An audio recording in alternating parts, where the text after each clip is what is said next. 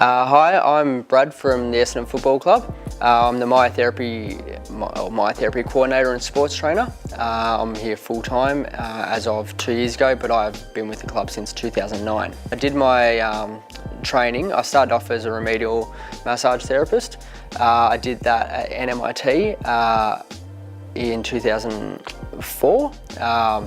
After completing that, I had to wait 6 months before I could do my myotherapy advanced diploma. That was just for another class to catch up so they could actually have a full class of myotherapy students. However, it was always my goal to actually go and do the myo so that I could work in sports clubs. So yeah. So I'm full-time at the Essendon Football Club. I have been since, this is my second season, so since November 2016, I think, about 18, yeah.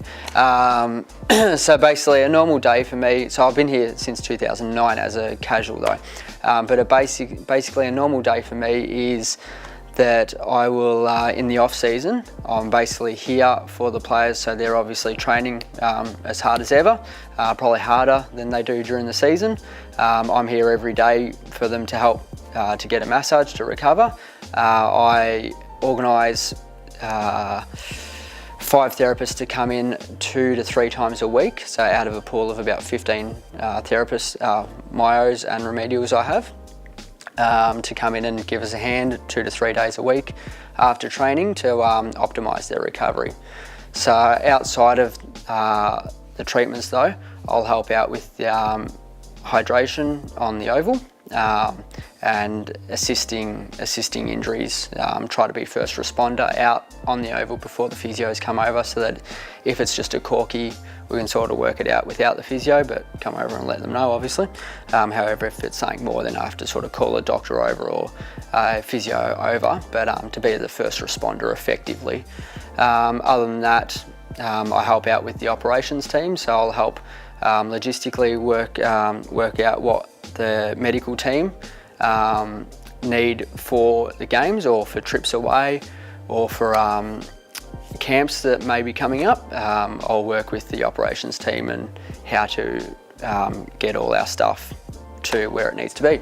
So probably the most important things that I've learnt working with professional athletes is they're all different. There are some that are really high strung, there are some that are really relaxed, and just be able to work with them and know what they want and what their body needs. You do get a rapport with the players, so you might know that a player has tight groins or hips or something like that, so every session we'll work through their hip flexors, their quads, their TFLs and their glutes, as well as their hammies or calves or whatever they need flush through, but mainly trying to free them up. Probably the most important thing though that I've learned was that, a bit like the footballers, they've always got to work on their craft, and so do we, that you never know it all. And there's always new things coming along, and new ways to treat, and better ways to treat, and more efficient ways to treat. So yeah, that's probably the main thing that I've learnt. So some advice I'd give anyone that is looking at working in any elite sport, whether that's the AFL or A-League or NBA, if you can get there, is just to know your skill set. Always work on your hands. I think hands is the most important thing. We need to obviously be able to be in tune with, I've got 44 players here. I need to be in tune with all their bodies, or majority of their bodies, and understand how they pull up from treatments, because they can't pull up sore the next day because they're just going to be training again. So, which is a luxury you have in clinic. So probably the advice is just to continue to work, continue to get experience anywhere you can. Start with lower leagues and work your way up, and just understand how you can be better, or always look for ways to be innovative, to make yourself as good as possible. The biggest challenges working with elite athletes is that some of them are highly strung, so they're very particular with what they want, how to be treated, how to be taped, so on and so forth. They their career is their body. That's their investment is their body. So they need to trust you and trust that you're going to be doing the right thing for them. But they also know how their body reacts and they know how their body feels. So that's probably the biggest challenge, as well as probably more broadly. When you're, say, organising massage sessions or myo sessions, things can change at a drop of a hat with the coaches if they want them to stay out longer, or if schedule changes because of something else that's come up, to be able to just roll with the punches and just be able to continue to move. Don't get weighed down in that it's changed or that it's put you out, because at the end of the day, it's not about us. It's about optimising the player's performance.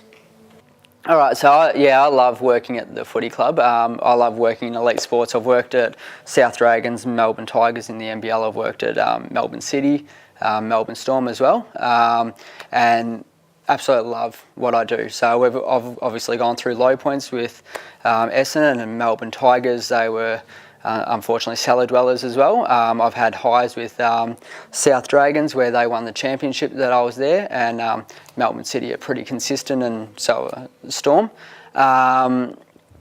So rolling the roller coaster with the players, or the whole club, is a roller coaster, and my wife's great for putting up with me after some games. But yeah, I love what I do and wouldn't change it for the world. And the players are great. And if you can get into elite sport, if there is the opportunity, I'd highly recommend it because it is fun.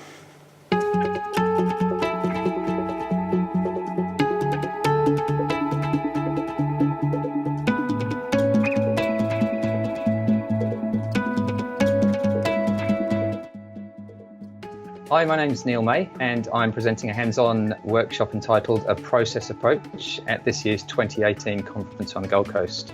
I'm a physiotherapist and now a full-time PhD candidate here on the Gold Coast at Bond University, and I'm a facilitator in the Doctor of Physiotherapy program. As a PT and exercise scientist, my passion lies in helping people understand and embrace the value of movement, physical activity and exercise, and promoting population health. I've been a manual therapist since 2006 and was fortunate to be involved with the development and delivery of the first myotherapy program here in Queensland through 2013 and 2014. So the purpose of the workshop is to introduce people to Dr. Lederman's clinical approach to the management of musculoskeletal and pain presentation. And it outlines, using a very biopsychosocial framework, an alternative to the traditional structural model which most manual therapists will have been introduced to. And it helps empower them in the management of those conditions through a different perspective. The delegates should leave with a much greater confidence in helping people specifically through injury and rehab. My goal is to help empower the delegates in their role as a manual therapist and a healthcare provider, and have them feel that they can use the knowledge and skills that they already have in a different way to help people recover from injury and with pain presentations through different stages, particularly with tissue repair and injury. I'd also like to address the language and the therapeutic alliance in helping us build a better, stronger narrative with the clients we work with. I'm looking forward to seeing you at the Massage and Myotherapy Australia's National Conference on the Gold Coast in June this year.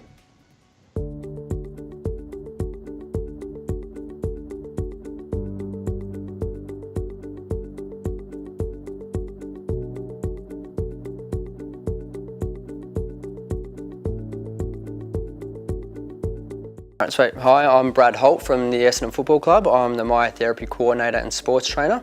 I'm going to take you through a little bit of strapping, through shoulder and a couple of knee techniques and an ankle technique. I've got Michael Hartley here to help from the Essendon Football Club as well. And let's start with the shoulder. All right. So first of all, you obviously got your fix-em-all. Put this down just to anchor the shoulder so it doesn't come off while they're being tackled or when they sweat.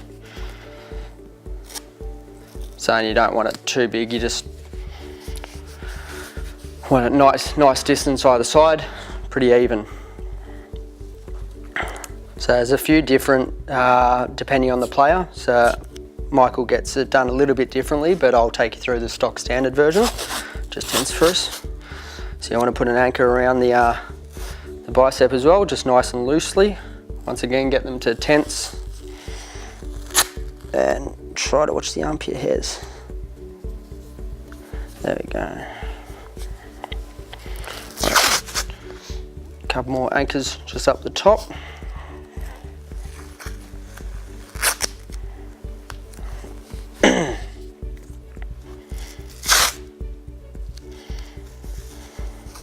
So, and then the whole purpose with any taping is obviously to restrict movement. So with the shoulder, you obviously want to try to keep it in the girdle as much as possible. So we'll do a couple straight ones going from the base anchor all the way up. Once you tear it off, just put a little bit of tension on it and bring it up. So with every strip, you want to put a bit of tension on it, once again, just to hold it, effectively hold it in place.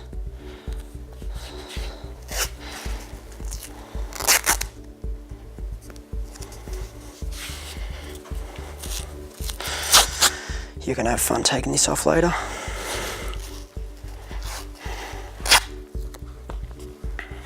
Alright, so that's just 3.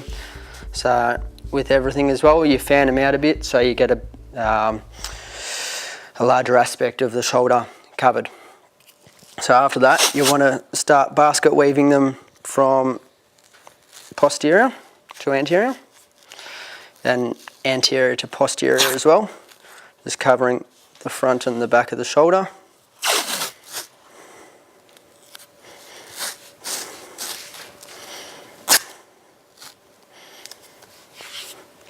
Once again, just putting a little bit of tension on each strip as you go and fanning it up so that you get as much of the shoulder as possible to give it an even pull.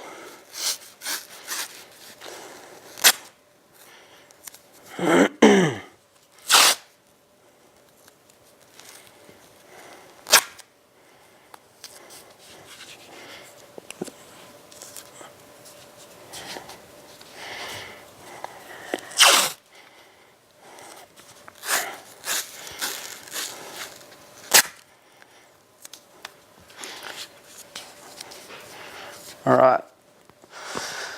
Next, obviously you'll see a lot of the footballers run around with that around their knee and shoulders. That basically just holds everything in place. That's structural. This has a little bit of give in it, but basically it just covers everything off and holds it nicely in place while they're playing so that nothing comes apart. Just 10 seconds.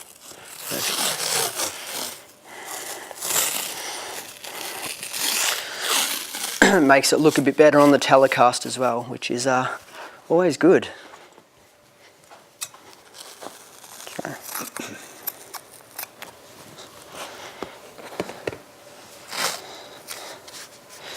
So just do one way and then one the other, once again to get an even tension.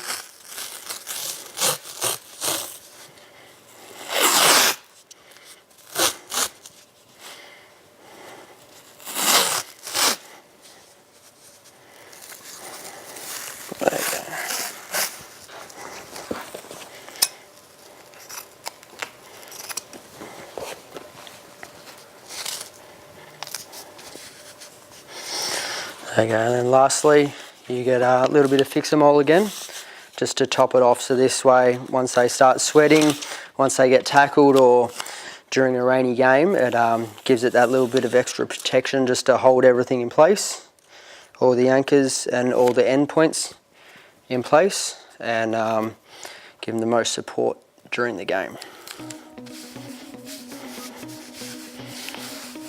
So there you go. That's the shoulder, guys.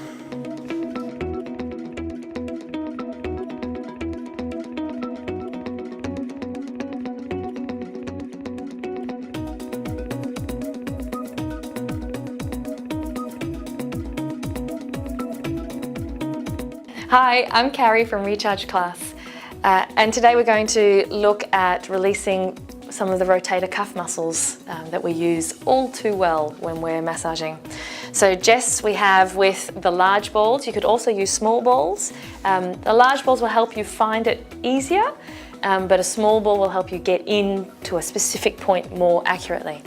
So if one ball is over the shoulder, we're going to, in the instance, if we're aiming for, say, teres minor, we want to find that little hook right on the edge of your scapula and be using that. Again, find our little squat with our legs, yep. And on that angle, yep, on the edge of the thing. When you find it, then you want to relax that side over it. So it's very easy to keep that arm up and try and push it into the wall, but we want as much as possible for this arm to be nice and floppy, and again, the work to come from your hips to push into the wall. Are you finding it there, Jess? Yeah. Yeah, great. And again, small little movements, just as you need to for the level of pain or discomfort that you're feeling. At any point you want to be able to breathe through it, so only pushing and moving as much as is comfortable to do so. Lovely. Thank you.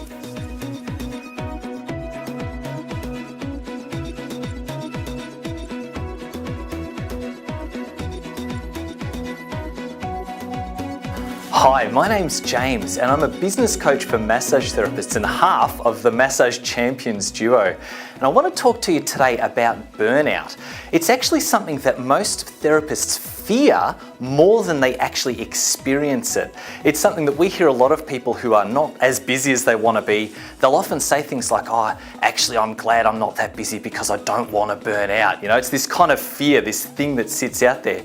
But the truth is that people, when they do get busy, naturally find ways of handling burnout. They don't burn out when they're busy enough because they're the people who know how to make sure that their week and their busyness is structured in the right way.